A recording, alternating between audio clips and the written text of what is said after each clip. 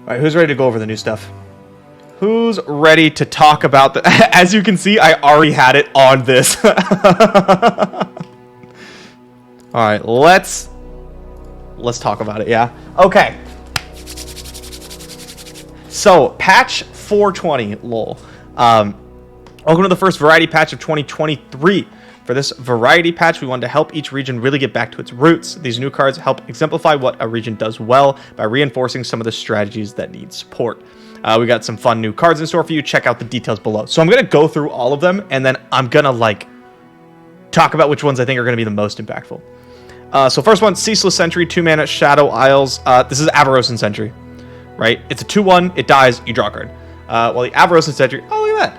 Has always been a bit of a strange fit for the Freljordian Tundras. We think the Ceaseless Sentry can find a second life in Shadow Isles control and slay strategies. Great card. Great card. Love this. Love this edition. It's a role player. Is it like insane or anything? No, but I really like it. I think that's sick. You might run it in Spooky Karma, which, as we all know, is the only real Shadow Isles deck. Obviously. So, who knows? Maybe Ceaseless Sentry. See some play. I just like it. I like the card. That's it. It's a nice card. It does what it says here. Filling out some of what the region's supposed to do. This is a great addition. Can't believe we don't have one already, honestly. Going down, the rest of them are a bit more interesting, I think. Generous Gemcrafter, 3-mana Targon card, an epic, so you already know it's unplayable. 3-mana 2/3. When you play a spell, grant a random ally in hand +1/+1. So it's kind of like the Freljord guy, but instead of putting it on top, it puts it in your hand. It's just like permanent hand buff. All right, let's see what they have to say. The Gemcrafter is happy to lend her services to a lot of different strategies, and I'm happy to thank Fuzzy XYZ for the 13 months of subscribing. Thank you so much, man. Whether she's helping your Kale level up, pushing a bard to a critical doot range, or even just letting Invoke decks double down on even more future value, she should grant you a smoother experience. Okay, so the first card that should pop into your head is MR Carlos with the Prime. Thank you so much for the 7 months. The second card that should pop into your head is Sparklefly, right? Like immediately you should think Targon, hand buff, Sparklefly. And that's not just because I have an unhealthy obsession with Sparklefly. I think that's clearly where you should go. So I like to run Zoe with Sparklefly. Decks that want Sparklefly usually want Zoe. Zoe, Esmus, Sparklefly, these are all great like hand buff targets. Anything with like lifesteal, anything with elusive. And then I think I saw Shadox post a deck list where he's talking a bit about where Generous Gemcrafter would fit in.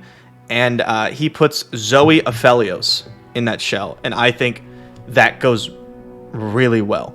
You play like Goat, right? You play Aphelios.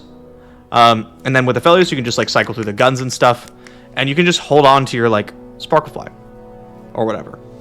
You could hold on to a unit. You could hold on to something that you cast with Cosmic Inspiration, right? Your Trickster, and then eventually you just kill them. If Fangs also got buffed, this would be so good with Fangs. So good with Fangs. You heckin' love this card. What up, Puff? Yeah, no, I think this is a great card, and like you have to understand, even if a lot of these cards aren't the most like competitively impressive, almost all of them are very interesting. They're very cool.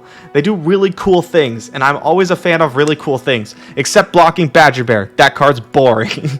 But the rest of them, very cool. And I think this card is very cool. It gives us like a different way that we get to play Targon, and I'm excited about that. I think that's super sick.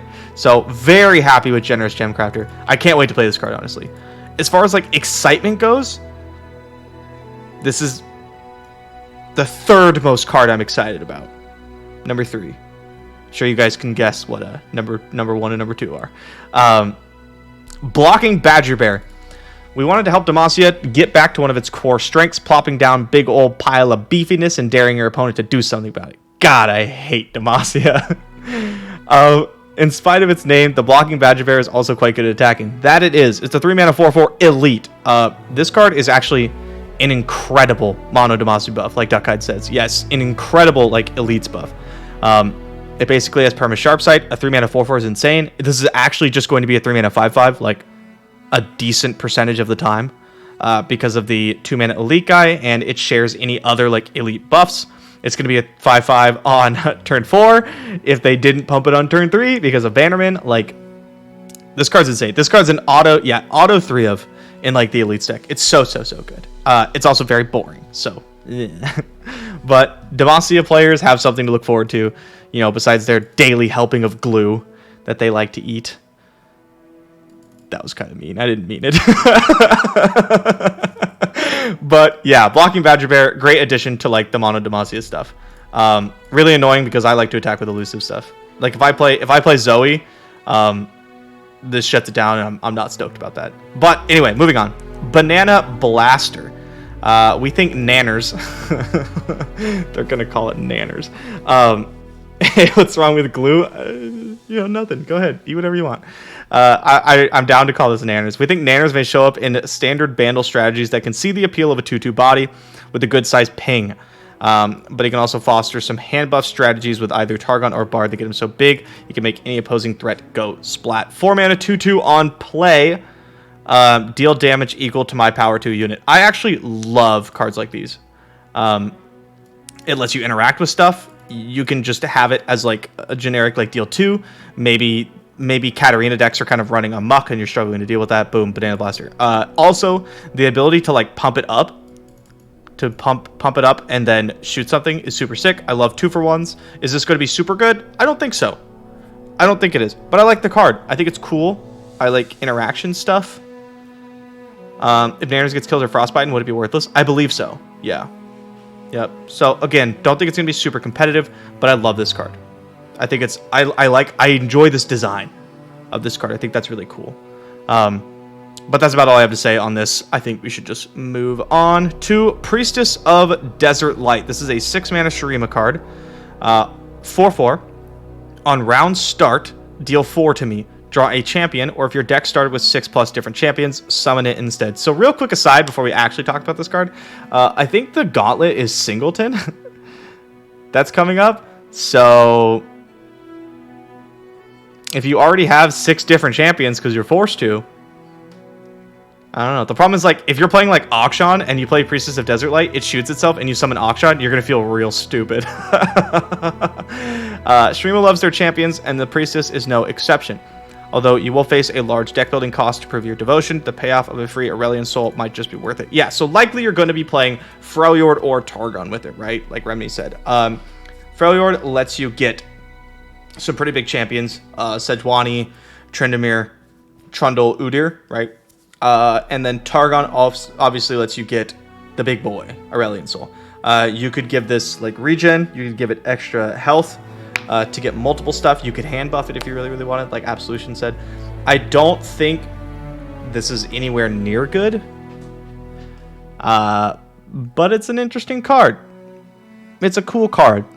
I just don't think it's very good. It'll be funny to see in Singleton, though. But yeah, not a fan of this. Like, I'm a fan, again, of the design. It's very interesting. Mono Viego Shurima. Well, the problem is, like, you play it, and then you just draw Viego. It's 6 mana, draw Viego. We have a 1 mana card that draws Viego. Or it's just, it's not great. Not great. Cool card, not great. So let's move on. Formula. Formula is a 6 mana P&Z card, Burst, that has my favorite words on it. It says, draw 2. I love that.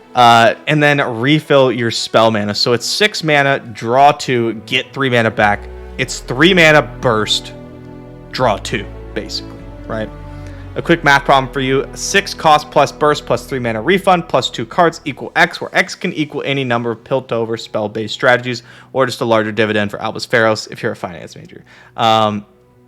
This card is really good. Rise is going to be so busted. I actually don't know if you want to play this in Rise, because I think Deep Med's better, and I think Drum Solo might be better. Maybe not. Formula might be better than Drum Solo.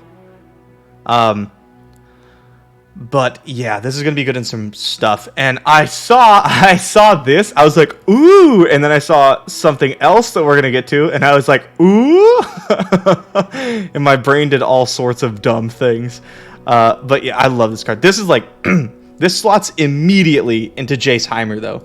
Like, if we're gonna go with the lowest hanging fruit, right? Jace Heimer looks at this and goes, hell yeah, right? You could formula on turn 3. You can just go pass, formula pass, which is really, really good because it starts to level your Jace. And then you could still like interact. You could still like Thermogenic Beam or something like that. Because something that really held the Jace Heimer deck back, which is funny to say because it's been competitively viable for a really long time. Something that held the deck back and made it really clunky is that if your opponent is pretty savvy and they know what's going on, they'll just like not ever give you a good 6-cost spell target.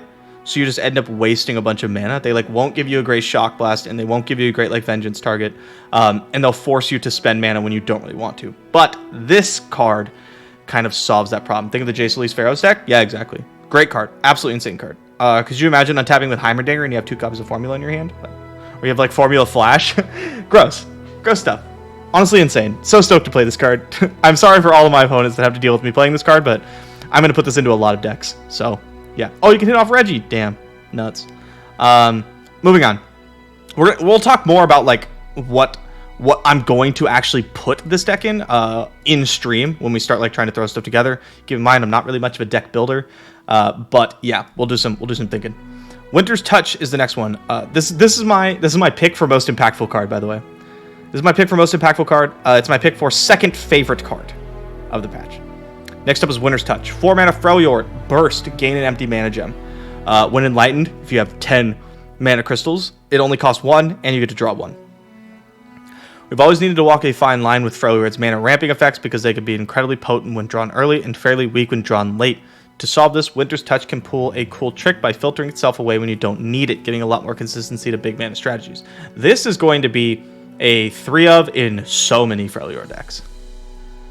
So many Freljord decks. Like this is insane. This card's insane. So not only is it like ramp that eventually is you could just turn it into like 1 mana cycle. Yes, Remedy got it. Remedy gets it. Yes, Winter's Touch allows you to play something on turn 2 and still ramp on curve. That's such a big deal. That's such a big deal. Like I can't even express to you how huge that is. So yeah, Winter's Touch is my pick for second most impactful card of the patch. Very excited to play it in things like Feel the Mina. There's a couple cards that I'm going to put into Feel the Mina, actually. I don't know, maybe one more. But yeah, Winter's Touch, I really like these cards. You know, it's a good card. It has nice little payoff for the ramp part if you ramp on curve, and it has nice little payoff if you draw it late. Great card. No, these come out tomorrow. Which was first most impactful? Formula. I think Formula is going to be the most impactful. I think Winter's Touch is the second most impactful. I refuse to put a Demacia card as most impactful because it just hurts my soul. Moving on. Skulking String-Puller. A 6-mana spider in Noxus, 3/6, on attack. Grow other attacking allies' power to mine this round. Although String-Puller is a spider, don't let your arachnophobia keep you from trying her out in any number of Noxus Go-Wide strategies. With the ability to share her own buffs, throwing a few buffs her way can let you wrap up the game in no time. The spider is the most adorable full art. I've seen it, yeah. Cool card. I don't want to play it. Like, 6 mana, no keyword. Has to attack. Yeah, no, hollowed. Yeah, hollowed, sure. But, like, are you really going to play this over Eternal Dancers? Like, really? I don't think so. And then if you're looking to do some, like, burn type strategy where you, like, hit hard and then burn over the top, you're going to play Darius or something in this slot, right? I don't know. I don't think this is quite it. Interesting card. I think people will do some cool stuff with it. Like you said, like hollowed. It's okay in Spider aggro. Man, if you play a 6-cost spell that just loses to Concussive Palm and Spider aggro, deal, man. I will thank you myself. I will get the PayPal ready. I think it's too expensive. Yeah, I think it's too expensive. So not a super huge fan of this one. Probably, I mean, interesting design, I suppose, but it's, you know, it's a Noxus aggro card. It's not really my favorite thing. It just seems like a card that people go, whoa, and then like it'll never see play ever, and people will forget that it exists. That's my take. On to a card that people will also Never play it, and they'll forget it exists. Maybe. Serene Sky-Singer. This is my favorite card of the patch. Let's get into why. 7 mana Ionia card. Lifesteal.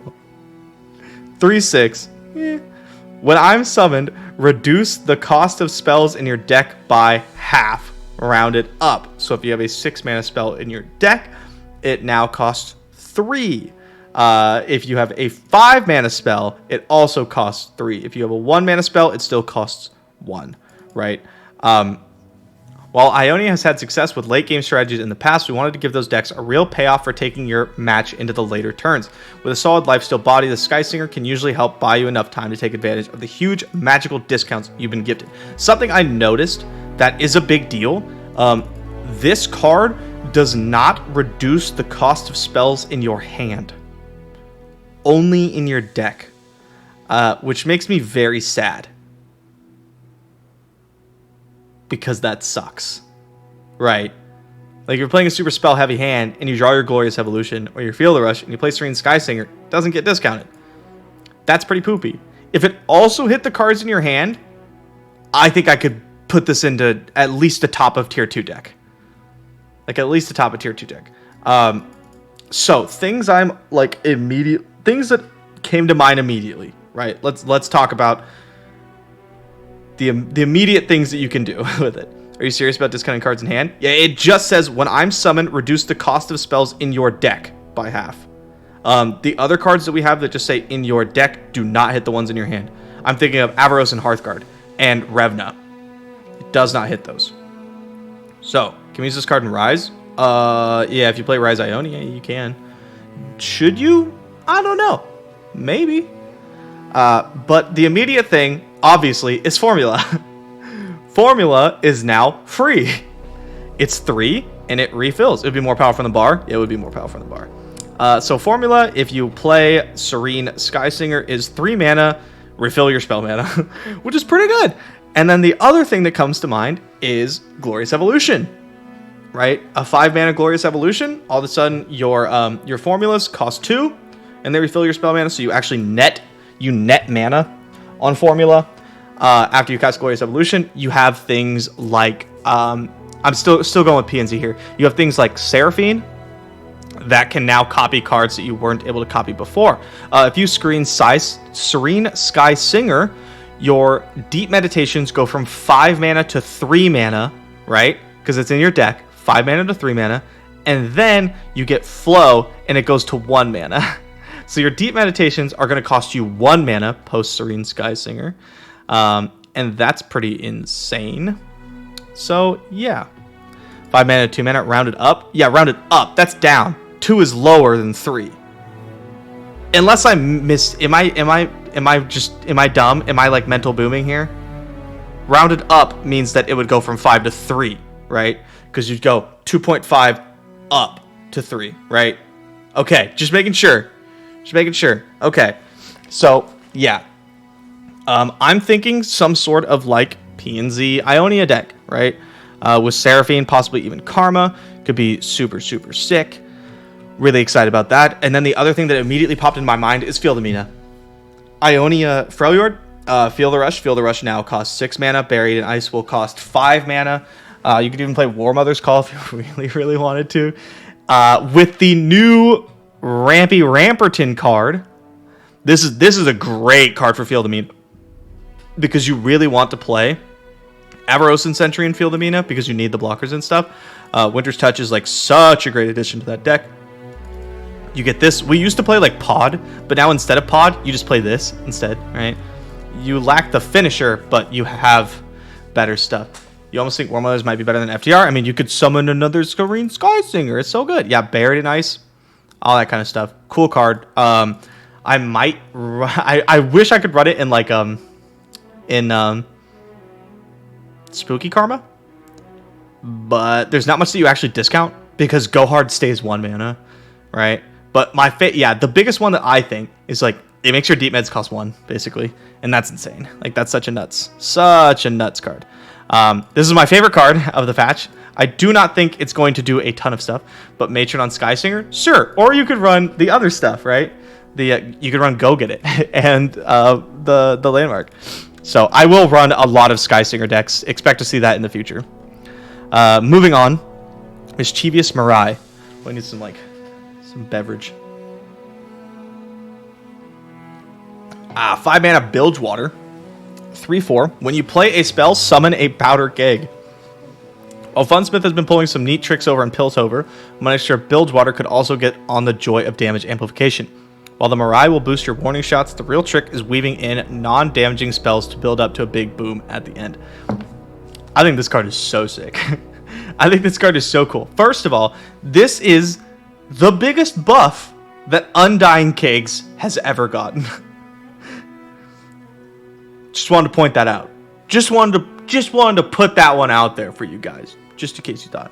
Due to play cast change, Make It Rain will be kegged. Yeah, kind of slow though. Yeah, but you could play it and then immediately Make It Rain, and your Make It Rain does 2 damage to 3 things, right? Or you could play it and immediately cast the PNZ one, Caustic Riff, and it deals 2 to everything. But yeah, this is like a Nami buff. You get to start casting all your Burblefish cards, right? You have the 2 mana card that like makes a keg and then shoots something. All of a sudden that shoots for like 4, right? Like this is a super sick card. And even if it's not like competitive, right? It's just awesome. Game breaking potential. Imagine Storm decks deleting you with Warning Shot. I love Storm. Ooh, I got the tingles there. I'm feeling pretty excited about that.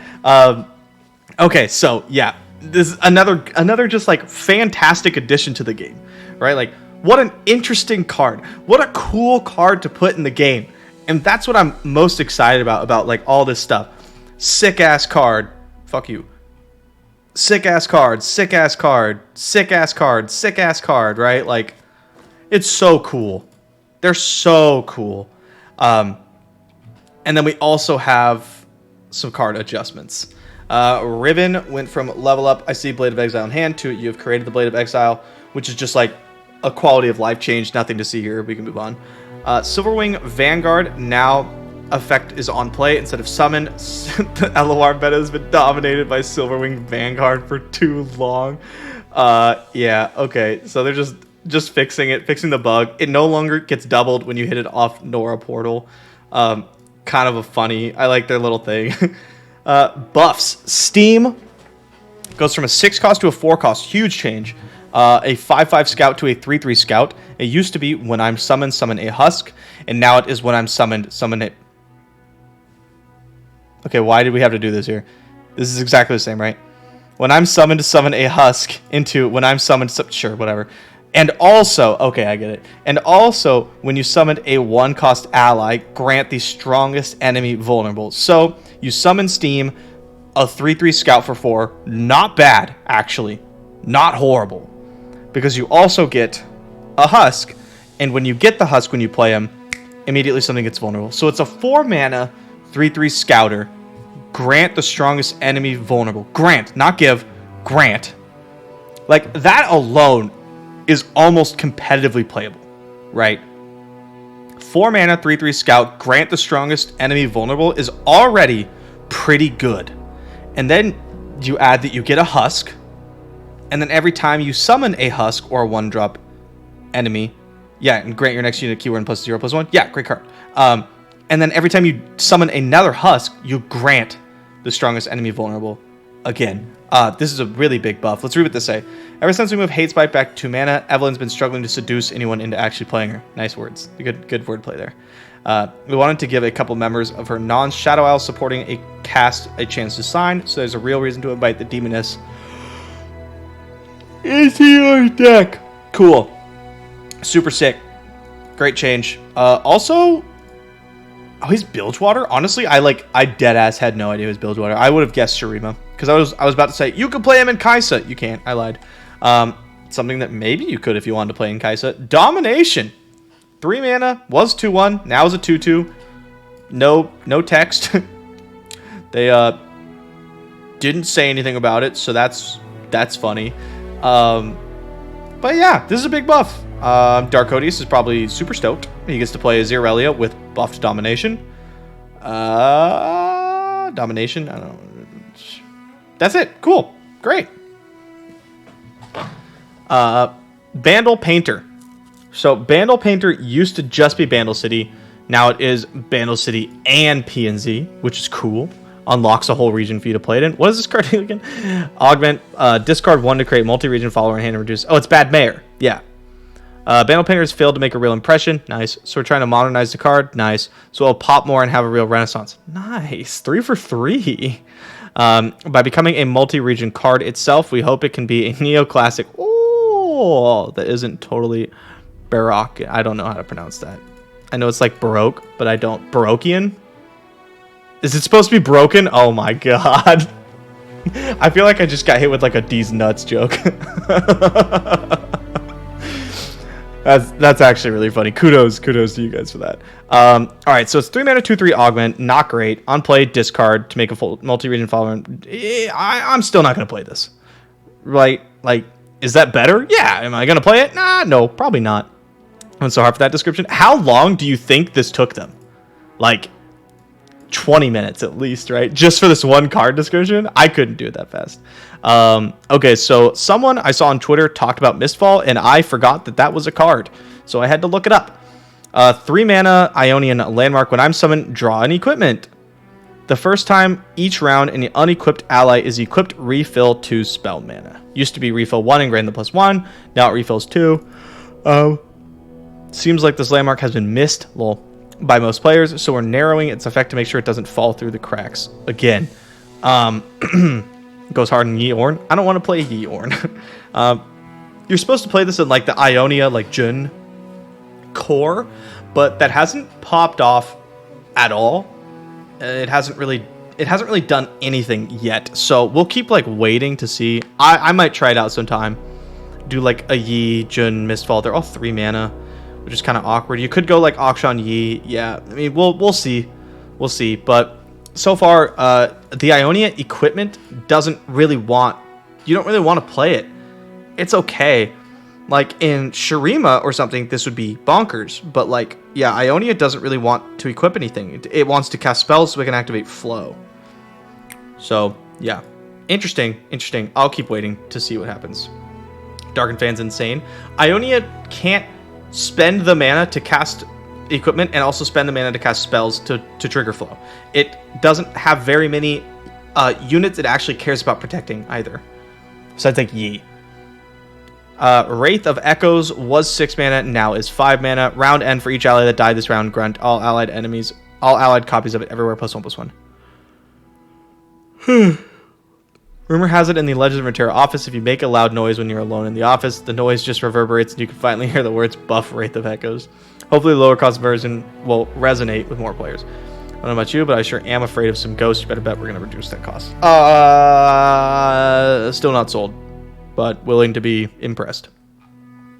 Vaults of Helia, 5 cost to 4 cost. This is cool. This is a Birthing Pod, if anybody played it.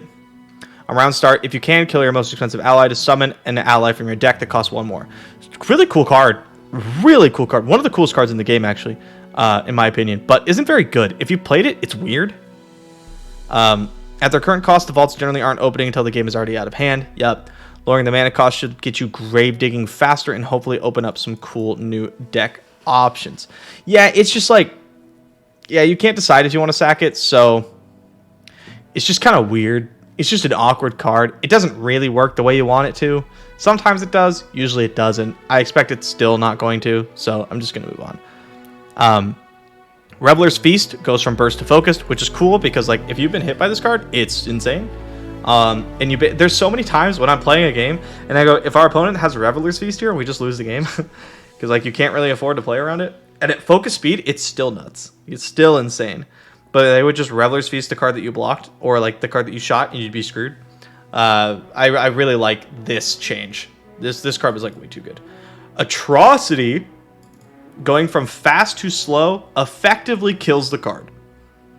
Effectively ruins the card. Atrocity has ended many a game since the birth of LOR. but it's also consistently limited how large you can make a threat before it becomes a near instant win. With Tristana currently standing tall, we want to make sure Atrocity, wanted to make Atrocity more of a commitment for our decks and want to chuck a single large unit at the enemy's nexus. My guess is this is the important part, right? Boop. It limits design space. I expect there's some stuff they want to come out. Maybe some champions, maybe some followers that would be just too good with Atrocity. So yeah, I'm totally okay with this happening. It's fine. It is what it is. Did I like Atrocity being in the game? Yeah, but if they think it's restricting design space, I'm totally okay with it going. Totally okay with it going bye-bye. Wandering Shepherd going from a 2/2 to a 2/1. That makes sense. It was really, really, really good. So I'm pretty okay with this being nerfed. Nothing really to say about it. Raven, 5/6 to 5/5. Also pretty okay with this. Raven's basically unkillable unless you're spending 6+ mana. And that was really annoying. But I do like Raven. Daybreak has been doing very well since it got updated, especially the more aggressive forms of Daybreak. And Raven was a pretty huge part of that. So it's fair that he's a 5/5. It's totally okay. Competitive stuff. Here's some adjustment from the beta. Starting March 10th, daily rumbles will run from 10 a.m. to 2 a.m. Let's go! Finally! It was so annoying to wait till 4 p.m. I just never played them. I've played 2 gauntlets because it starts after I end stream, basically. Next Runeterra Open will run from March 18th. This is the next seasonal, so that's exciting. I need to try to get my trophies to get my buys. Daily rumble schedule's been updated. Champs Unlimited and 30 HP Nexus format. Whoa, that's interesting. Okay. I've never even thought about that.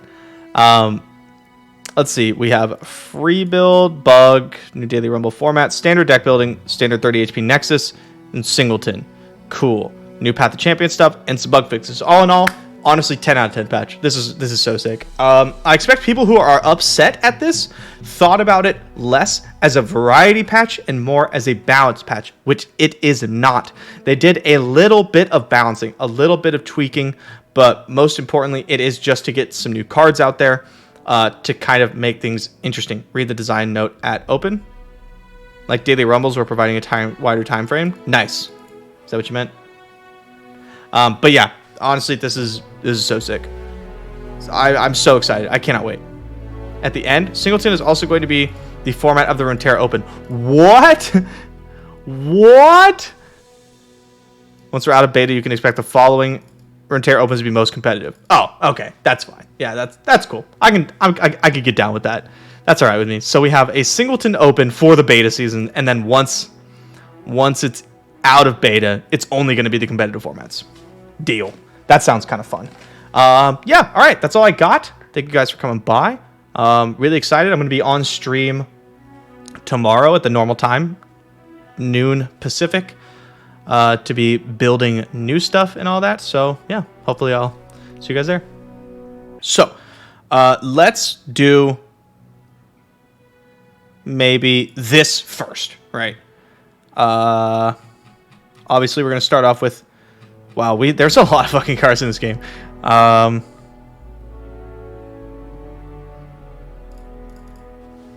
3 copies, because I ain't no bitch. And then I want 2 copies of Glorious Evolution. I want 3 copies of Acorn. Must have passed it rated an A. 3 copies of Acorn. Do I want multiple copies of Whoosh? 3 copies of GE with filter? I don't know. I think 2's good.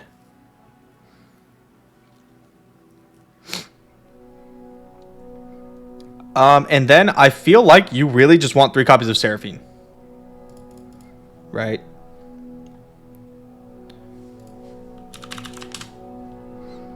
Three copies of Deep Med.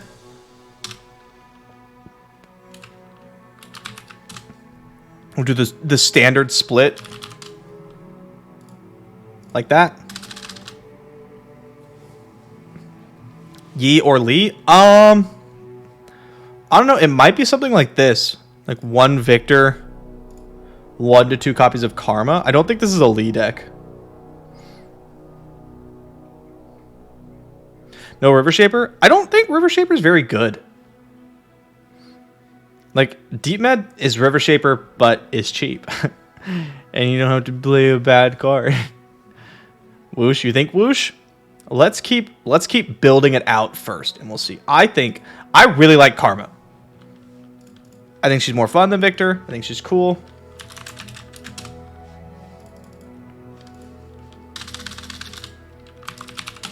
Aw, man.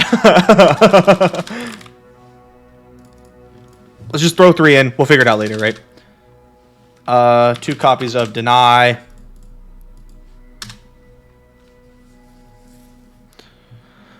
What else are we...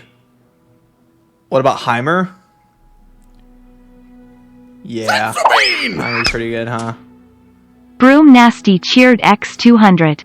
Here ya go, Sunny Boy. Get yourself a lemon drop or some Pokemon cards. Whatever it is kids these days like.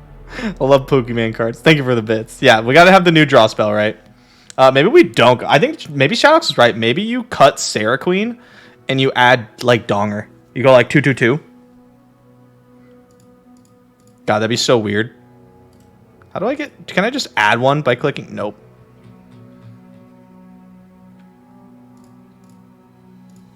Like that?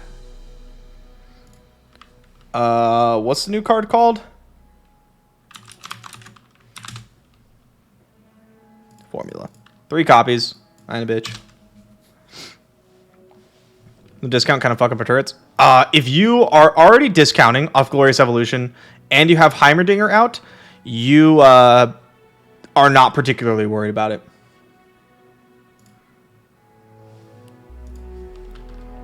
Just so much draw. God, I love draw. Palms.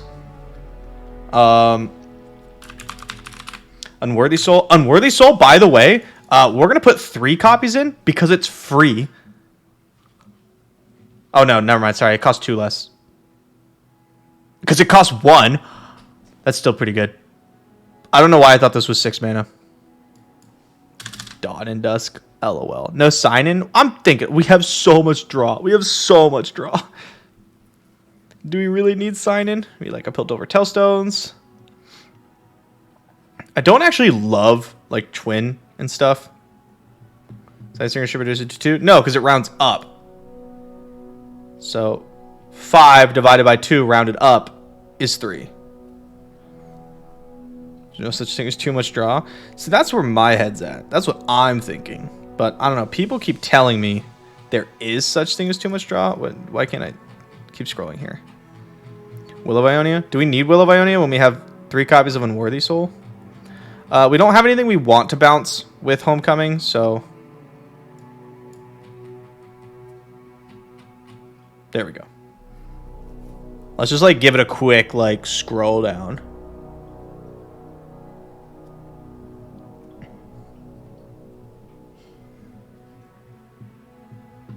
Does this get run over too hard early? Yeah, probably.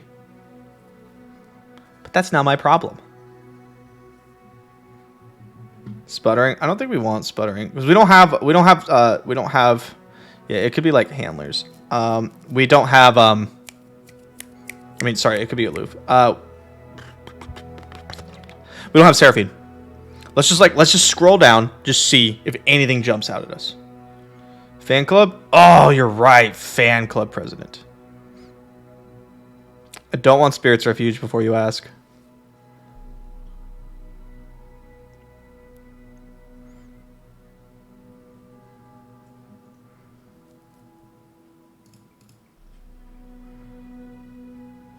Formula's good addition to Jace SI archetype? Yes, I do. Maybe we, like, trim 1 Sky-Singer?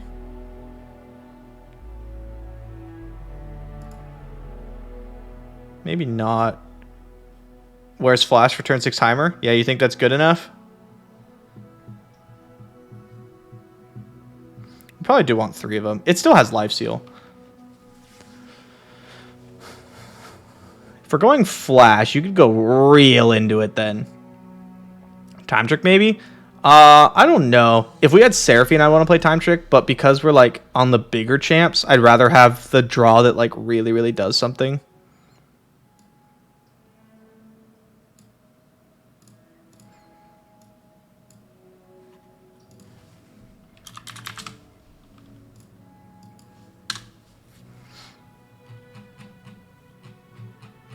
Please let me scroll down.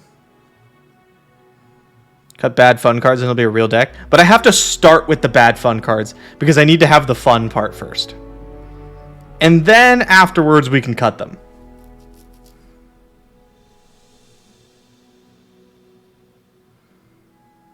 But first I get to have my fun. Oh my god, Urgalgal with 10 gifted subs. Damn. Damn, dude. It's over 9,000! Thank you so much, man. You didn't have to do that. You don't ever have to do that. But It's over 9,000! But thank you. I really appreciate it. Any copy cards like Twin Soul to get extra Serenes? I think extra Serenes is pretty memey. Playing Karma Heimer as well tomorrow. Ooh! Yeah, and then I'm going to play Ramp. Yeah, but I'll probably play... I'll play Ionia Ramp because I fucking love Field of Mina. Must support your favorite streamer. Aww. Scatter Pod. We don't have room for Pod. Pod's too expensive. Like, Pod basically occupies the same spot as Sky-Singer, but Pod doesn't make your Glorious Evolution cost 5. It's over 9,000! It's over 9,000. Hex Obliterator is also going to end up being a 1 or 2 of somehow.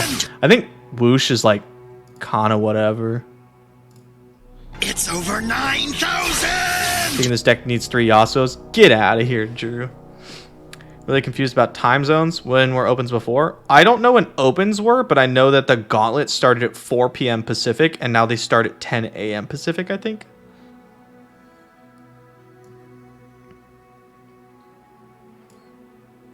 Something like this. Open start 2 hours earlier. Sick.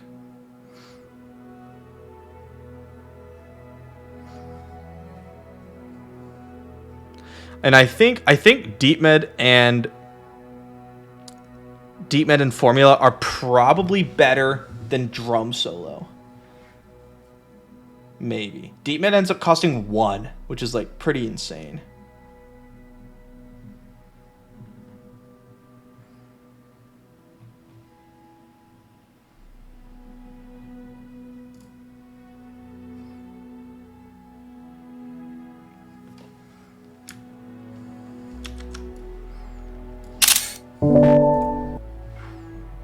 All right, let's go Field of Mina. So the question is, what champs do we want? Obviously, 2 Tryndamirs. Do we still need High Note? Yeah, I guess we just go for... I like High Note, actually. I think when you cut Seraphine, you can go like 2 Mystic, 2 High Notes or something. Ends up costing 0. You got to reread that card. No, because Deep Med goes from 5 to 3. And then it gets reduced by 2. For Ramp Deck, you can spill some beans. Send it. Send it my way. I love beans. That's actually not true. I just think beans are kind of alright. Goes from 5 to 2. Reread the new Ionia card. Yeah, it says cut in half, round it up. And when you cut the card in half from 5, it goes to 2.5. And then it gets rounded up. Right? Shasta Lols. Thank you for the 4 months. I don't know why you said sweaty feet. It says reduce by half, rounded up. Reduce by half, comma, rounded up. Okay, so I'm going to choose to believe, based on previous experience with Legends of Runeterra and Riot, that the wording isn't totally correct, right? That the minutia of where the comma goes is not exactly right, and I think that if it ends up rounding more than half, it's gonna be that I don't think that's what they would do. Well, I guess like we'll just have to see, or we could ask them or whatever. Aram, Shihu, rest removal, and ramp. Yeah. I mean, yeah, that seems like the basic starting point, right? But I really just want to do this.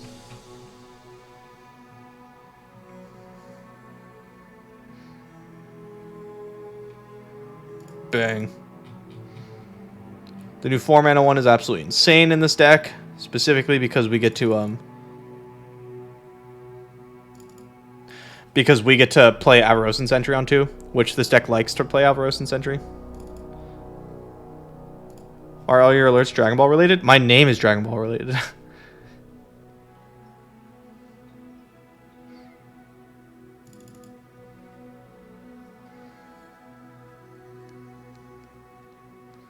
I think I like the sorcery speed one, the slow speed one, more than I like Catalyst Mysticism, because it's actually like a win condition for you.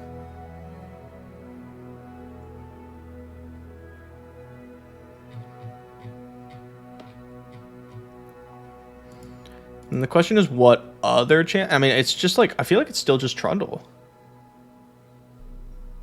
Pretty down with this.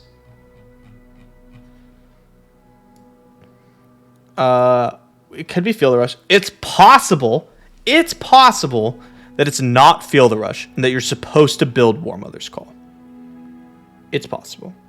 If it's Popsicle, it's possible. I think Mina's actually like one of the worst cards in Field of Mina, which is really funny that we still call it Field of Mina. FTR on 8 seems pretty good. Yeah, but okay, but listen.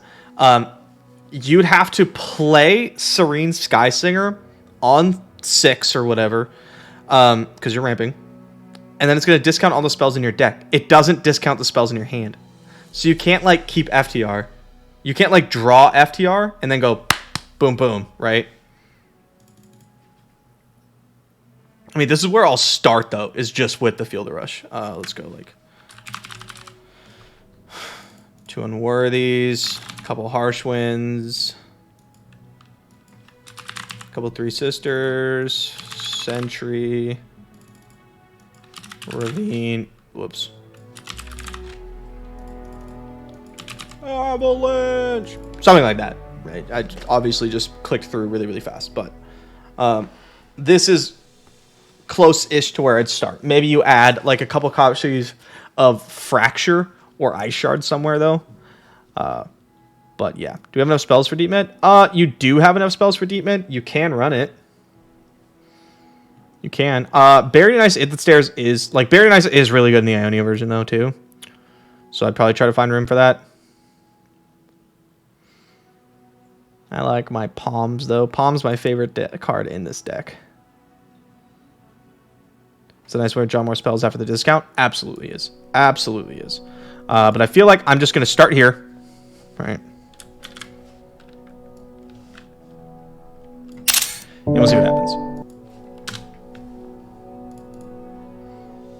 Soul Atrocity sounds very bad. It is very bad. And then the other one is like Jace Donger, which I'm not even going to build. You know how to build Jace Donger. And then you just take out the other draw spells and you put in the new one. And it's fucking insane. It's like so good.